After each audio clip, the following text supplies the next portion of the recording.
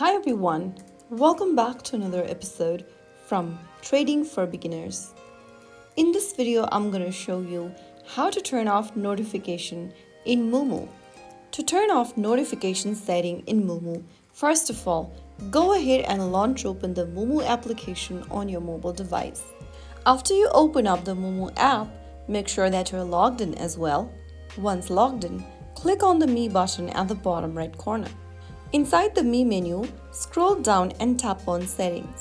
Click on Notifications inside Settings menu and click on Push Notifications. This will take you to this page where you can allow access such as photos, notifications, etc. for MooMoo app.